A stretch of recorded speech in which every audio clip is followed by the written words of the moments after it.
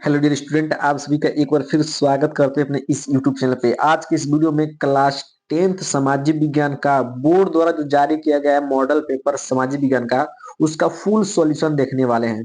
आपके लिए model paper most wanted होने वाला है, तो आपको कुछ नहीं करना है, इस मॉडल पेपर का कर लेना बाबू, तैयार कर लेना है। यदि आपने इस मॉडल पेपर को तैयार कर लिया बाबू, तो यहाँ से लगभग 30 नंबर आपका पक्का हो जाएगा, 100% है। तो यदि आप चाहते हैं कि आपका 30 नंबर पक्का हो जाए, कितने नंबर पक्का हो जाए बाबू? 30 नंबर पक्का हो जाए, तो आप इस वीडियो को पूरा अंत तक देखिएगा। ये मोस्ट वांटेड आपका क्या होने वाला है, मॉडल पेपर होने वाला है। ये बोर्ड ने जारी किया है, और मैं आपको बता दूं कि यदि आपने बोर्ड द्वारा जारी किया गया सभी सब्जेक्ट का मॉडल पेपर सॉल्व कर लिया बाबू, तो वहां से कम 20-25 नंबर क्वेश्चन आपको 2025 एग्जाम में इसी मॉडल पेपर से देखने को मिलेंगे। 100% है बाबू।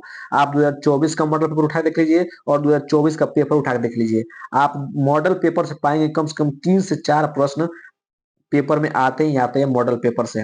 तो आपको नहीं विश्वास है तो आप जाकर जरूर देख लीजिए।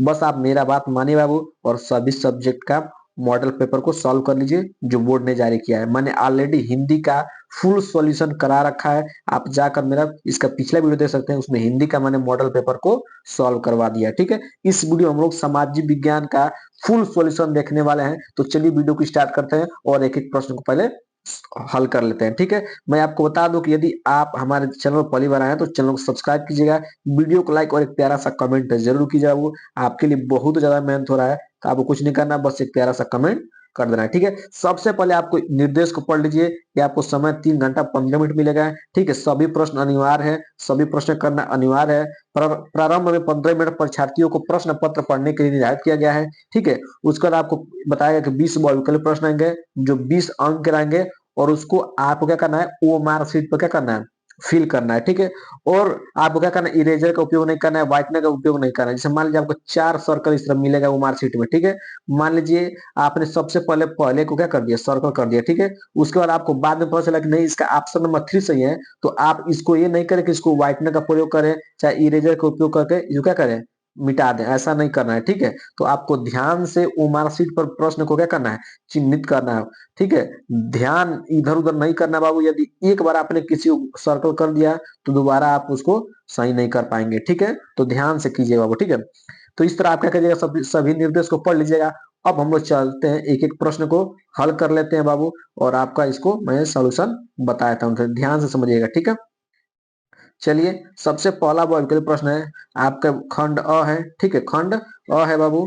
ठीक है, जिसमें बहुविकल्पीय प्रश्न आएंगे। पहला प्रश्न है कि राष्ट्रवाद का उदय सर्वप्रथम किस देश से हुआ। वेरी वेरी मोस्ट इंपोर्टेंट प्रश्न है, वेरी वेरी मोस्ट इंपोर्टेंट प्रश्न बाबू। कि राष्ट्रवाद का उदय सर्वप्रथम किस देश से हुआ, जर्मनी से, फ्रांस से, इटली से, या ब्रिटेन से। ठीक है, तो इसका राइट आंसर क्या हो जाएगा बाबू, इसका राइट आंसर है कि राष्ट्रवाद का उदय सर्वप्रथम कहां से हुआ, फ्रांस से हुआ। तो ऑप्शन नंबर बी क्या हो जाएगा, इसका राइट आंसर हो जाएगा कि सर्वप्रथम राष्ट्रवाद का उदय किस देश से हुआ है, तो फ्रांस से हुआ था। ठीक है, अब दूसरा प्रश्न है कि ड्यूक मैटरनिख ने सामाजिक व्यवस्था का सबसे खतरनाक दुश्मन किसको माना था। वेरी वेरी मोस्ट इंपोर्टेंट वाला प्रश्न है, वेरी वेरी मोस्ट इंपोर्टेंट वाला प्रश्न है बाबू। इसको आपको तैयार कर लेना है, बहुत बार पिछले साल भी ये प्रश्न आया था और इस बार मॉडल पेपर में दे दिया है। ठीक है, तो ड्यूक मैटरनिख ने सामाजिक व्यवस्था का सबसे खतरनाक दुश्मन किसको माना था बाबू, रूसो को, या विक्टर इमैनुअल को, या काल्विन को, या जूसेफ मैथ्सनी को। ठीक है, तो जो ड्यूक मैटरनिक था बाबू, ये सामाजिक व्यवस्था का सबसे खतरनाक दुश्मन किसको माना था बाबू, आपको किसको माना था, इसको आपका जूसेफ मैथ्सनी को माना था। ऑप्शन नंबर डी क्या हो जाएगा, इसका राइट आंसर हो जाएगा। ठीक है, फिर अगला प्रश्न क्या है कि सूती कपड़ा मिल किस रूपरेखा किसने रखे। सूती कपड़ा मिल की रूपरेखा किसने रखी, जॉन राइट ने, रिचर्ड आर्क राइट ने, या एंड्रू कार्नेगी ने, या जेम्स वाट ने।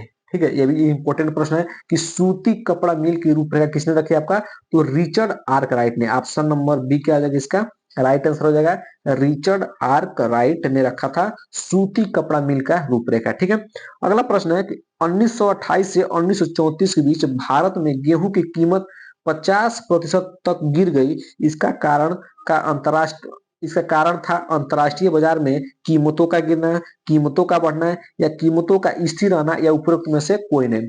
तो 1928 से 1934 के बीच में भारत में कीमत 50% गिर गई, इसका क्या कारण होगा बाबू? तो इसका राइट आंसर क्या हो जाएगा? इसका राइट आंसर हो जाएगा आपका ऑप्शन नंबर फर्स्ट, कीमतों का गिरना। ऑप्शन नंबर फर्स्ट क्या हो जाएगा इसका? राइट आंसर हो जाएगा कीमतों के गिरने से क्या होगा बाबू? आपका गेहूं में कम से कम क्या 50% गिरावट आ गई, ठीक है, कीमतों के गिरने से, ठीक है। अब हम लोग बढ़ते हैं इसके अगले वाले प्रश्न पर। आपको आशा करते हैं कि चार बहुविकल्पीय प्रश्न क्लियर होंगे और चारों वेरी वेरी मोस्ट इंपोर्टेंट है, ठीक है। अब हम लोग बढ़ते हैं इसके अगले वाले बहुविकल्पी प्रश्न पर। अगला बहुविकल्पी प्रश्न है कि 1448 ईस्वी में गुटेनबर्ग ने कौन सी पहली पुस्तक छापी? वेरी वेरी मोस्ट इंपोर्टेंट प्रश्न है, वेरी वेरी मोस्ट इंपोर्टेंट प्रश्न, इसको टिक लगा लीजिए, ठीक है। मैं जिस जिस प्रश्न पर आपको टिक लगा रहा हूँ बाबू, उस प्रश्न को आपको ज्यादा से ज्यादा फोकस करना, मैं पहले बता दे रहा हूँ, ठीक है। उस पर आप ज्यादा से ज्यादा क्या कीजिए, फोकस कीजिए कि 1448 ईस्वी में गुटेनबर्ग कौन सी पहली पुस्तक छापी? जेन आयर ने, या रमोना ने, या हार्ट केटी डीड ने, या बाइबिल ने, ठीक है। तो इसका राइट आंसर क्या हो जाएगा कि 1448 ईस्वी में गुटेनबर्ग ने कौन सी सबसे पहले पुस्तक छापी? तो बाइबिल का ऑप्शन नंबर डी क्या हो जाएगा इसका? राइट आंसर हो जाएगा बाइबिल। क्या था? बाइबिल। ऑप्शन नंबर 4 क्या हो जाएगा इसका? राइट आंसर हो जाएगा ऑप्शन नंबर 4, ठीक है। तो इस तरह आप इसका आंसर लिख सकते हैं, ठीक है। फिर अगला प्रश्न है कि बेल्जियम में सामुदायिक सरकार का चुनाव कौन करता है? वेरी वेरी अभी मोस्ट इंपोर्टेंट है कि जो आपका बेल्जियम में जो सामुदायिक सरकार का चुनाव कौन करता है? एक ही भाषा बोलने वाले लोग, या सभी भाषाओं को बोलने वाले लोग, केवल जर्मन भाषा बोलने वाले लोग, या उपरोक्त में से सभी? तो इसका राइट आंसर क्या जाएगा कि जो बेल्जियम में सामुदायिक सरकार का चुनाव होता है उसका चयन कौन करता है बाबू? एक ही भाषा के बोलने वाले लोग। तो ऑप्शन नंबर फर्स्ट क्या हो जाएगा इसका? राइट आंसर हो जाएगा एक ही भाषा बोलने वाले लोग। Option number first correct answer हो जाएगा, ठीक है। अगला प्रश्न है कि निम्नलिखित में कौन सा लक्षण संघीय सरकार से संबंधित नहीं है? Very very very most important प्रश्न ये वाला। इस प्रश्न का बहुत जरूर जरूर क्या रखना है, ठीक ना। कि निम्नलिखित में से कौन सा लक्षण संघीय सरकार से संबंधित नहीं है? कठोर एवं लिखित संविधान, शक्तियों का केंद्रीकरण, या संघ एवं राज्यों के मध्य शक्तियों का विभाजन, सर्वोच्च न्यायालय, ठीक है। तो इसका राइट आंसर क्या हो जाएगा कि निम्नलिखित में से कौन सा लक्षण संघीय सरकार से संबंधित नहीं है? तो इसका राइट आंसर हो जाएगा वो आपका ऑप्शन में कौन सा हो जाएगा? ऑप्शन नंबर कौन सा हो जाएगा? ऑप्शन नंबर सेकेंड, शक्तियों का केंद्रीकरण। शक्तियों का केंद्रीकरण ऑप्शन नंबर सेकेंड इसका राइट आंसर हो जाएगा। मोस्ट इंपोर्टेंट वाला क्वेश्चन था। अगला प्रश्न है कि निम्नलिखित में से लैंगिक असमानता को बढ़ावा देने का कारण नहीं है? नहीं है, इस पर ध्यान दीजिएगा, नहीं है। बच्चे ध्यान से नए क्वेश्चन पढ़ते हैं और गलत आंसर चले जाते हैं, ठीक ना। ज्यादा से ज्यादा क्वेश्चन देखिए यहाँ पे नहीं आया था, ठीक है। तो आपको क्या करना है, ध्यान से पहले क्वेश्चन को पढ़ना है, ठीक है। नहीं है बोला है, ठीक है। तो पहला ऑप्शन है श्रम का लैंगिक विभाजन, जैविक बनावट, या समाज का पितृ प्रधान होना, ठीक है, या महिलाओं में साक्षरता दर की कमी, ठीक है। तो इसका राइट आंसर क्या हो जाएगा कि निम्नलिखित में से लैंगिक असमानता को बढ़ावा देने का कारण नहीं है। तो क्या हो जाएगा इसका राइट आंसर? क्या हो जाएगा वो? इसका राइट आंसर हो जाएगा ऑप्शन नंबर सेकेंड, जैविक बनावट। ऑप्शन नंबर सेकेंड क्या हो जाएगा इसका? राइट आंसर हो जाएगा जैविक बनावट। क्या है? लैंगिक असमानता को बढ़ावा देने का मुख्य कारण नहीं है, ठीक है। अगला प्रश्न है कि सांप्रदायिकता की समस्या प्रारंभ होती है जब? सांप्रदायिकता की समस्या प्रारंभ होती है जब धर्म को ही राष्ट्र का आधार मान लिया जाए, धर्म को राष्ट्र से अलग कर दिया जाए, या सभी धर्मों को समान रूप से माना जाए, या कुछ ही धर्मों की प्रधानता दी जाए, ठीक है। तो इसका राइट आंसर क्या हो जाएगा? इसका राइट आंसर क्या हो जाएगा कि सांप्रदायिकता की समस्या प्रारंभ होती है जब धर्म को ही राष्ट्र का आधार मान लीजिए। ऑप्शन नंबर फर्स्ट क्या हो जाएगा इसका? राइट आंसर हो जाएगा कि जब धर्म को ही राष्ट्र का क्या मान लीजिए, आधार मान लिया जाए, तो सांप्रदायिकता की समस्या क्या होती है? प्रारंभ हो जाती है। तो ऑप्शन नंबर फर्स्ट क्या हो जाएगा इसका? राइट आंसर हो जाएगा, ठीक है। आशा करते हैं कि इस तरह आपको 6 प्रश्न क्लियर हो गया होगा, ठीक है। अब हम लोग बढ़ते हैं इसके अगले वाले प्रश्न पर। अगला प्रश्न क्या है? 10वां प्रश्न है कि निम्नलिखित में कौन सा संघ सूची का विषय नहीं है? वेरी वेरी मोस्ट इंपोर्टेंट एक और प्रश्न आ गया। इंपोर्टेंट प्रश्न है, वेरी वेरी मोस्ट इंपोर्टेंट प्रश्न, इसको आपको टिक लगा लेना है, ठीक है। कि निम्नलिखित में से कौन सा संघ सूची का विषय नहीं है? लगातार 2024 में पूछा था, 2023 में प्रश्न पूछा था, ठीक है। तो पहला ऑप्शन है प्रतिरक्षा, मुद्रा, शिक्षा, या विदेशी मामले। तो इसका राइट आंसर क्या है वो बताना है आपको कि कौन सा जो संघ सूची का विषय नहीं है। फिर देखिए, फिर यहाँ पर नहीं आ गया कि नहीं आ गया? फिर यहाँ पर नहीं आ गया ना, तो आपको इस तरह का प्रश्न 100% के एग्जाम में आएगा नहीं वाला, ठीक है, ध्यान देना है, प्रश्न को अच्छे से पढ़ना है कि निम्नलिखित में से कौन सा संघ सूची का विषय नहीं है। तो ऑप्शन नंबर तीसरा क्या हो जाएगा, राइट आंसर हो जाएगा शिक्षा। जो शिक्षा है बाबू, ये संघ सूची का विषय नहीं है। तो ऑप्शन नंबर थर्ड क्या हो जाएगा, इसका राइट आंसर हो जाएगा। ठीक है, अब हम बढ़ते हैं अगले वाले प्रश्न पर। अगला प्रश्न क्या है कि निम्नलिखित में से पंजाब में भूमि संकुचन संकुचन का मुख्य कारण क्या है। मोस्ट इंपोर्टेंट ये प्रश्न है कि निम्नलिखित में से पंजाब में भूमि संकुचन का मुख्य कारण क्या है। गहन खेती, अधिक सिंचाई, या वनोन्मूलन, या अति पशुचारण। ठीक है, तो इसका राइट आंसर क्या हो जाएगा कि आपको बताना है कि में से पंजाब में भूमि संकुचन का मुख्य कारण क्या है। तो इसका राइट आंसर आपका ऑप्शन नंबर फर्स्ट क्या हो जाएगा, राइट आंसर गहन खेती। ठीक है, बहुत बच्चे अधिक सिंचाई पर जाएंगे, तो ऐसा नहीं बाबू, जब जल की बात करेगी ठीक ना, तो आपको अधिक सिंचाई पर जाना है, लेकिन भूमि संकुचन का है तो आपको गहन खेती को लगाना है। ऑप्शन नंबर फर्स्ट क्या आ जाएगा, इसका राइट आंसर हो जाएगा। ठीक है, अगला प्रश्न वेरी वेरी मोस्ट इंपोर्टेंट प्रश्न है, मिलान वाला। क्या करना है आपको, क्या करना है बाबू, मिलान करना है। ठीक है, इस तरह का प्रश्न बहुत ज्यादा खतरनाक होते हैं। ठीक है, तो कर निम्नलिखित को सुमेलित करते हुए सही विकल्प का चयन कीजिए। आपको पहले इसको मिलान करना है, फिर इन चारों ऑप्शन क्या करना है, चयन करना है। ठीक है, तो आपको बताना है भाखड़ा नांगल। जो भाखड़ा नांगल है, एक कहाँ है बाबू, आपका सतलुज नदी पर। ऑप्शन नंबर पहला क्या हो जाएगा, तीसरा हो जाएगा। ठीक ना, फिर कह रखा हीराकुंड। हीराकुंड कहाँ जाएगा आपका, हीराकुंड जाएगा कहाँ जाएगा आपका, ऑप्शन नंबर 4 पर, महानदी पर। ठीक ना, हीराकुंड कहाँ जाएगा आपका, महानदी पर, ऑप्शन नंबर 4 पर, मतलब चौथा ऑप्शन पर। फिर सरदार सरोवर कहाँ जाएगा, सरदार सरोवर जाएगा नर्मदा के पास। कहाँ जाएगा, नर्मदा के पास। ठीक है, फिर आपका बता टिहरी, टिहरी कहाँ जाएगा, भागीरथी। तो कहाँ जाएगा, भागीरथी पर। ठीक है, ध्यान समझिए, एक बार मिलाते हैं, भागीरथी कहाँ जाएगा, भागीरथी पर। ठीक है, तो इस तरह देखिए, ये आप इसमें से कौन ऐसा ऑप्शन है जो मिल रहा है। ठीक है, तो आप देखेंगे इसमें से राइट आंसर क्या हो जाएगा, ऑप्शन नंबर मिला लीजिए कौन है, मैंने लगा दिया टिक, उसमें से कोई एक है जो राइट आंसर हो जाएगा। ठीक है, तो देखिए इसका राइट आंसर क्या हो जाएगा, ऑप्शन नंबर तीसरा क्या हो जाएगा, इसका राइट आंसर हो जाएगा पहला का तीसरा, मतलब क का तीसरा, ख का चौथा, ग का पहला, और घ का दूसरा। ठीक है, तो इस तरह आप क्या कर सकते हैं, इसको मिला कर सकते हैं। इंपोर्टेंट प्रश्न ये वाला, इसको आप तैयार कर लीजिएगा। ठीक है, अब हम लोग बढ़ते हैं अगले वाले प्रश्न पर। अगला प्रश्न है कि निम्नलिखित में से प्राथमिक क्षेत्र का क्रियाकलाप नहीं है। फिर देखिए यहाँ पर नहीं वाला प्रश्न आया कि नहीं आ गया। नहीं वाला प्रश्न वेरी वेरी मोस्ट इंपोर्टेंट प्रश्न होते हैं, मैं पहले बता रहा हूँ। ठीक है, तो आपको बताना है कि प्राथमिक क्षेत्र का क्रियाकलाप नहीं है। मछली पकड़ना, कृषि, या गुड़ बनाना, या डेयरी। ठीक है, तो इसमें से बताना है कि इसमें से कौन ऐसा है जो प्राथमिक क्षेत्र का क्रियाकलाप नहीं है। तो मैं आपको बता दूं कि जो आपका मछली पकड़ना और क्या गुड़ बनाना, क्या करना है, गुड़ बनाना, ये द्वितीय क्षेत्र काम है। किसका क्षेत्र काम है, द्वितीय क्षेत्र काम है।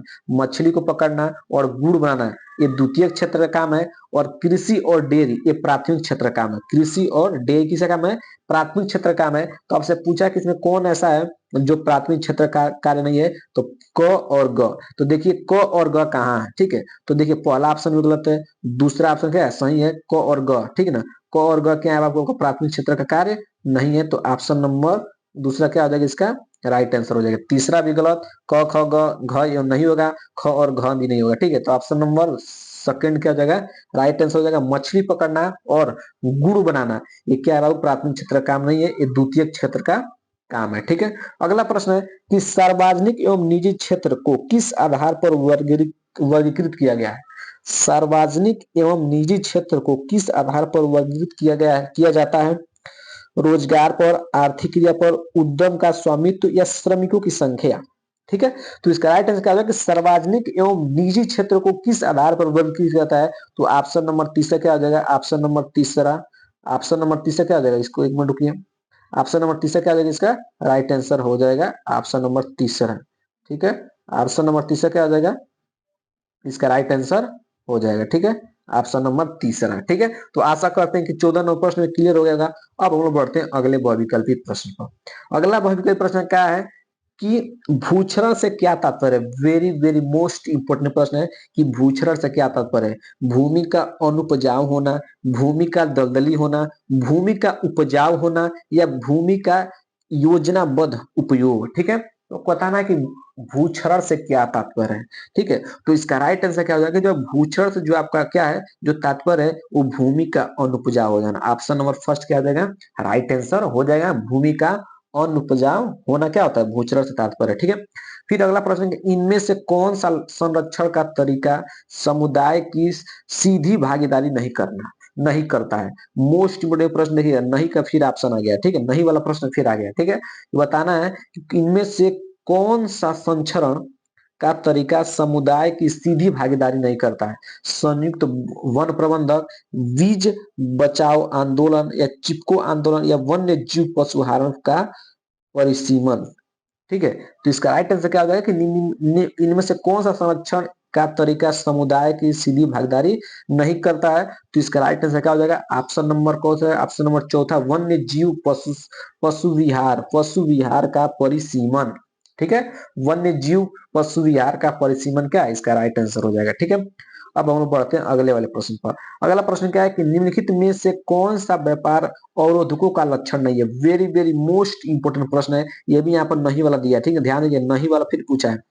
निम्नलिखित में से कौन सा व्यापार अवरोधकों का लक्षण नहीं है। सरकार विदेशी व्यापार को नियत करने के लिए व्यापार अवरोधकों का प्रयोग प्रयोग कर सकती है, या सरकार यह निर्णय ले सकती है कि देश में किस प्रकार की वस्तुएं कितनी मात्रा में आयातित होनी चाहिए। विश्व व्यापार संगठन व्यापार और उद्योगों को बढ़ावा देता है। जो आपका विश्व व्यापार संगठन है, ये व्यापार और उद्योगों क्या करता है, बढ़ावा देता है, या अधिकतर देश व्यापार और उद्योगों का प्रयोग अपने घरेलू उद्योग की सुरक्षा के लिए करते हैं, ठीक है। तो इसका राइट आंसर क्या होगा कि आपको पूछा है कि निम्नलिखित में से कौन सा व्यापार और उद्योग का लक्षण नहीं है। तो ऑप्शन नंबर जो आपका तीसरा है, विश्व व्यापार संगठन व्यापार और उद्योग का बढ़ावा देता है, मतलब WTO का क्या है कि वो बढ़ावा देता है, और उद्योगों का बिल्कुल नहीं, यही क्या है, गलत है, ठीक है। जो WTO का कार्य होता है बाबू, वो क्या करता है, व्यापारियों के लिए क्या करता है, मदद करता है, ठीक है। तो ऑप्शन नंबर तीसरा क्या हो जाएगा, राइट आंसर हो जाएगा, ठीक है। अब हम बढ़ते हैं अगले वाले प्रश्न पर।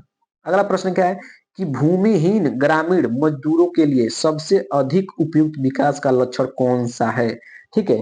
भूमिहीन ग्रामीण मजदूरों के लिए सबसे अधिक उपयुक्त विकास का लक्षण कौन सा है। उपज का ज्यादा समर्थन मूल्य देना, या उनके बच्चों को विदेश विदेश में बसाया जाना, या अधिक मजदूरी देना, या उपयुक्त में से कोई नहीं, ठीक है। तो भूमिहीन ग्रामीण मजदूरों के लिए सबसे अधिक उपयुक्त विकास लक्ष्य कौन सा है। तो आपको इसका आंसर पता होना चाहिए कि right answer option number C, ठीक है, अधिक मजदूरी देना, ठीक है। यदि आप भूमिहीन ग्रामीण मजदूरों को क्या करें, अधिक मजदूरी देंगे, तो उससे उनका अधिक क्या होगा, विकास होगा, ठीक है। तो ऑप्शन नंबर सी क्या हो जाएगा, राइट आंसर हो जाएगा। अब हम बढ़ते हैं अगले वाले प्रश्न पर। अगला प्रश्न क्या है कि निम्नलिखित में से कौन सा परंपरागत ऊर्जा का स्रोत नहीं है। वेरी वेरी मोस्ट इंपोर्टेंट है प्रश्न है कि बताना है कौन ऐसा है जो परंपरागत ऊर्जा का स्रोत नहीं है। कोयला, भूतापीय ऊर्जा, पेट्रोलियम, या उपरोक्त में से कोई नहीं। तो आपका जो फर्स्ट है कोयला, क्या है आपका, एक परंपरागत ऊर्जा का स्रोत नहीं है, ठीक है। फिर लास्ट प्रश्न है कि वैश्वीकरण का बहुराष्ट्रीय कंपनियों के निवेश पर क्या प्रभाव पड़ा। वैश्वीकरण का बहुराष्ट्रीय कंपनियों के निवेश पर क्या प्रभाव पड़ा। बहुराष्ट्रीय कंपनियों के निवेश में वृद्धि हुई, या बहुराष्ट्रीय कंपनियों द्वारा भारत के विदेश व्यापार के अधिकांश भाग पर नियंत्रण हुआ, या बहुराष्ट्रीय कंपनियों के आगमन से लोगों की अधिक स्थिति सुदृढ़ हुई, या उपरोक्त सभी। तो वैश्वीकरण का बहुराष्ट्रीय कंपनियों का निवेश पर क्या प्रभाव पड़ा। तो ऑप्शन नंबर डी क्या हो जाएगा, सभी। इन तीनों का प्रभाव क्या पड़ा, बहुराष्ट्रीय कंपनियों पर पड़ा। तो ऑप्शन नंबर डी क्या हो जाएगा, राइट आंसर हो जाएगा, उपरोक्त में से सभी, ठीक है। तो इस तरह हमने क्या किया, अभी तक हमने टोटल कितना प्रश्न कर लिया, वो 20 वर्गल प्रश्न कंप्लीट कर लिया है। अब हम लोग चलेंगे इसके सब्जेक्टिव प्रश्न पर, ठीक है। अब चलिए हम सब्जेक्टिव प्रश्न देख लेते हैं। पहला प्रश्न क्या है, कह रहा है खंड यहाँ से खंड ब स्टार्ट होता है, कितने नंबर का, 50 नंबर का स्टार्ट होगा, ठीक ना। और इसमें प्रत्येक प्रश्न कितने नंबर का है, 4-4 नंबर के, ठीक है। और प्रत्येक प्रश्न का दिया अथवा का दिया, मतलब आपको दोनों में से जो अच्छा लगे वही आपका करना है, मतलब आपको जो याद हो, ठीक है, उसी को करना है, ठीक है। अच्छा लगने वाली बात नहीं है, ठीक है। चलिए पहला प्रश्न है कि प्रथम विश्व युद्ध के पश्चात होने वाली महामंदी के 2 कारण लिखिए। फिर अथवा का प्रश्न है कि 1928 से 1934 के मध्य होने वाली महामंदी का भारतीय अर्थव्यवस्था पर पड़ने वाले दो प्रभाव की व्याख्या कीजिए। तो मैं इन दोनों प्रश्नों का उत्तर बताता हूँ बाबू, एक एक प्रश्न, कोई प्रश्न मैं नहीं छुड़ाऊंगा, आपको दोनों का दोनों तैयार कर लेना है, ठीक है।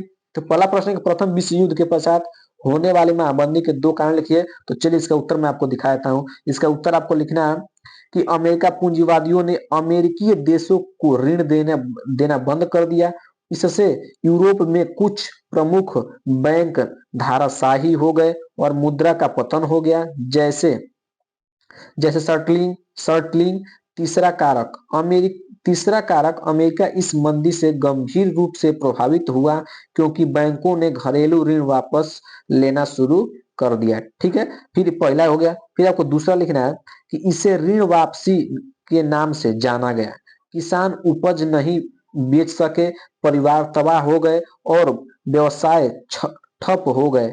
अंततः अमेरिका की बैंकिंग ग्रामीण धाराशाही हो गई, क्योंकि बैंक निवेशों, एकत्रित ऋणों तथा जमाकर्ताओं के धन को लौटा पाने में असमर्थ रहे। दूसरा कारण तीसरा कारण क्या लिखना है कि अमेरिका ने आयात करों को दोगुना कर मंदी में अपनी अर्थव्यवस्था को सुरक्षित रखने का प्रयास किया, जिससे विश्व व्यापार बुरी तरह से नष्ट हो गया। ठीक है, ये आपका तीसरा कारण है। दो ही कोई पूछा है, जो आपको आसान लगे वो याद कर लेना। ठीक है, फिर आपको अगला क्या लिखना है। अगला अब अथवा का प्रश्न दिया था ना, अथवा वाला प्रश्न क्या था कि 1928 से 1934 के मध्य होने वाली महामंदी में भारत अर्थव्यवस्था पर पड़ने वाले प्रभाव का वर्णन कीजिए। तो चलिए इस प्रश्न का उत्तर आपको क्या करते हैं बता देते हैं। ठीक है, तो महामंदी का भारतीय अर्थव्यवस्था पर प्रभाव, सबसे पहले क्या करना है, हेड लगा लेना है। ठीक है, अब इसमें पहला कारण लिख देखिए, पहला कारण हो गया, ये दूसरा कारण हो गया, तीसरा कारण हो गया। ठीक है, तो आपको कोई दो ही कारण लिखना है, तो आप चाहे तो याद कर लीजिए, सभी भी लिख सकते हैं। ठीक है, महामंदी के कारण भारत के निर्यात व आयात का अर्धपतन हो गया और प्राथमिक उत्पाद जैसे गेहूं व जूट का मूल्य वर्ष 1928 से 1934 के बीच तेजी से गिर गया। लेकिन औपनिवेश सरकार ने राजस्व की मांग को कम करने से मना कर दिया, इसीलिए किसान बुरी तरह से संकट में आ गए। ठीक है, यहाँ पर क्या रहा, पहला कारण है। ठीक है, अब हम बढ़ते हैं दूसरे कारण पर। दूसरा कारण क्या है कि इस अवधि के दौरान भारत कीमती धातु, विशेष रूप से सोने बन गया। इससे वैश्विक आर्थिक उगाही अर्थात आर्थिक व्यवस्था को वैश्विक रूप से बढ़ावा मिला, लेकिन इससे भारतीय किसानों को बहुत कम लाभ मिला। पूरे भारत में किसान की दिशा चिंताजनक हो गई। ठीक है, ये दूसरा कारण है। फिर तीसरा कारण क्या लिख रहे हैं कि नियमित आय वाले लोगों को मूल्य के गिरने के कारण कम समस्या का सामना करना पड़ा। वर्ष 1931 में महात्मा गांधी ने सविनय अवज्ञा आंदोलन को शुरू कर दिया। ठीक है, ये आपका क्या रहा, तीसरा कारण रहा, महामंदी का भारतीय अर्थव्यवस्था का पर प्रभाव का तीसरा कारण रहा। ठीक है, अब हम बढ़ते हैं इसके अगले वाले प्रश्न पर। अगला प्रश्न क्या है, अगला प्रश्न पढ़िए ध्यान से। अगला प्रश्न दूसरा है कि सत्ता की साझेदारी लोकतंत्र की आत्मा है। इस कथन की कारण सहित पुष्टि कीजिए। फिर इसका अगला प्रश्न है कि वर्तमान परि परिप्रेक्ष्य में जाति में राजनीति एवं राजनीति में जाति कथन की व्याख्या कीजिए। ठीक है, तो चलिए दोनों प्रश्नों का उत्तर मैं आपको बताता हूँ। ठीक है, पहला प्रश्न है कि सत्ता की साझेदारी लोकतंत्र की आत्मा है, इस कथन की कारण सहित पुष्टि कीजिए। ठीक है, चलिए इसका उत्तर हम लोग देख लेते हैं। इसका उत्तर क्या है, ध्यान समझिएगा, मैंने ऑलरेडी इसको पढ़ा रखा था, लेकिन फिर दोबारा पढ़ा रहे हैं। ठीक है, तो उसका उत्तर क्या लिखना है, उत्तर लिखना है आपको कि सत्ता की साझेदारी जरूरी है। सत्ता इस तरह क्या बाबू, जरूरी है, क्योंकि विभिन्न सामाजिक समूहों के बीच टकराव का अंदेशा कम हो जाता है। ये सामाजिक टकराव हिंसा और राजनीतिक अथिस अस्थिरता का रूप ले लेते हैं। ठीक है, तो आप क्या चाहे तो चाहे तो इसका स्क्रीनशॉट हम ले सकते हैं और अपने कॉपी पर लिख सकते हैं। ठीक है बाबू, बोलने से कोई लाभ नहीं है, तो आप इसका स्क्रीनशॉट ले लीजिए। फिर हम लोग अगले प्रश्न की तरफ बढ़ते हैं। ठीक है, अब इस तरफ अगला प्रश्न क्या था बाबू, अगला प्रश्न था कि वर्तमान परिप्रेक्ष्य में जाति में राजनीति और राजनीति में जाति कथन की व्याख्या कीजिए। तो चलिए इस प्रश्न का उत्तर मैं आपको बता देता हूँ। ठीक है, इस प्रश्न का क्या कर लीजिए आप लोग, इस प्रश्न का क्या कर लीजिए आप लोग, स्क्रीनशॉट ले लीजिए। इसी प्रश्न का स्क्रीनशॉट ले लीजिए। जाति और राजनीति का भारत और अन्य देशों में जहां जाति व्यवस्था प्रचलित है, एक जटिल रिश्ता है। ठीक है, जाति अक्सर राजनीति समानता और वफादारी निर्धारित करने में महत्वपूर्ण भूमिका निभाती है। ठीक है, इस तरह के आप इसका स्क्रीनशॉट ले लीजिए। ठीक है, अब इसका स्क्रीनशॉट ले लीजिए और क्या कर लीजिए, अपने कॉपी पर लिख लीजिएगा। ठीक है, आशा करते हैं कि ये प्रश्न क्लियर हो गया। अब हम बढ़ते हैं अगले वाले प्रश्न पर। अगला प्रश्न क्या है, तीसरा, कि आर्थिक विकास के लिए ऊर्जा एक आधारभूत आवश्यकता है। इसके कोई दो कारण लिखिए। ठीक है, इससे कोई दो कारण लिखिए। अथवा क्या करके प्रश्न दिया इसी का, अथवा का प्रश्न क्या दिया वो, अथवा दिया है कि परिवहन तथा संचार के साधन किसी भी देश की रेखा का जीवन रेखा क्यों मानी जाती है। दो कारण लिखिए। इंपॉर्टेंट प्रश्न है दोनों प्रश्न, ठीक है। अथवा वाला प्रश्न भी इंपॉर्टेंट है, ऊपर वाला प्रश्न इंपॉर्टेंट है, ठीक है। तो चलिए इसका उत्तर क्या लिखना है मैं आपको बता देता हूँ, ठीक है। तो इस प्रश्न का उत्तर लिखना है कि किसी देश के आर्थिक विकास के लिए ऊर्जा एवं मूलभूत आवश्यकता है, क्योंकि आर्थिक विकास के लिए ऊर्जा एक आधारभूत आवश्यकता है। राष्ट्रीय अर्थव्यवस्था के प्रत्येक सेक्टर, कृषि, उद्योग, परिवहन, वाणिज्य, ठीक है, इसको थोड़ा मिटा देते हैं, वाणिज्य व घरेलू आवश्यकताओं की पूर्ति के लिए ऊर्जा के निवेश की आवश्यकता है। स्वतंत्रता प्राप्ति के पश्चात क्रियान्वित आर्थिक विकास की योजनाओं को चालू करने के लिए ऊर्जा की बड़ी मात्रा की आवश्यकता थी। फलस्वरूप पूरे देश में ऊर्जा के सभी प्रकारों का उपयोग धीरे धीरे बढ़ने लगा, ठीक है। फिर इसमें थोड़ा सा क्या लिखना है, फिर लिखना है कि वस्तुएं वस्तुएं सेवाओं तथा लोगों के एक स्थान दूसरे स्थान से ले जाने का परिवहन एवं संचार कहलाता है, ठीक है। क्या कहलाता है? परिवहन एवं संचार कहलाता है, ठीक है। तो इस प्रश्न का उत्तर आपको मिल गया होगा, ठीक है। अब देखिए, अब अथवा वाला का प्रश्न का उत्तर है कि परिवहन तथा संचार के साधन किसी भी देश का रूपरेखा क्यों माना जाता है। इस प्रश्न का उत्तर आप लोग देख लीजिए, ठीक है। इस प्रश्न का उत्तर क्या होगा? इस प्रश्न का उत्तर ये वाला है, देखिए ध्यान समझिएगा। ये वाला क्या है कि वस्तुओं सेवाओं तथा लोगों को एक स्थान से दूसरे स्थान तक ले जाना परिवहन कहलाता है। यह परिवहन तीन महत्वपूर्ण क्षेत्रों से क्रिया क्रिया काल है, ठीक है। जल, स्थल, जल तथा वायु। संचार के साधन वे साधन हैं जिनका प्रयोग एक स्थान से दूसरे स्थान तक संदेश भेजने के लिए किया जाता है।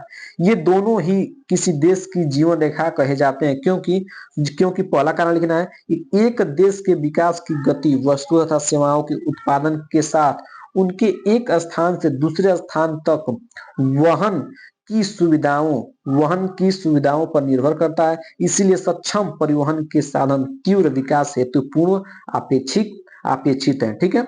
इतना हो गया। फिर आपको अगला कारण लिखना है, अगला कारण लिखना है। फिर अगला क्या लिखना है? अगला लिखना है, दूसरा लिखना है इसमें कि भारत अपने विशाल आकार, विविधताओं, भाषाई तथा सामाजिक व संस्कृत बहुलताओं के बावजूद संचार के सभी क्षेत्रों से सुचारू रूप से जुड़ा है। इसका कारण अच्छे परिवहन तथा संचार के साधन हैं, ठीक है। फिर अगला इसमें तीसरा कारण लिखना है। तीसरा कारण आप लोग क्या कर लीजिए, पढ़ लीजिए, चौथा भी कारण पढ़ लीजिए और इसका स्क्रीनशॉट ले लीजिए और कॉपी पर लिख लीजिएगा। सभी प्रश्न को तैयार कर लेना बाबू।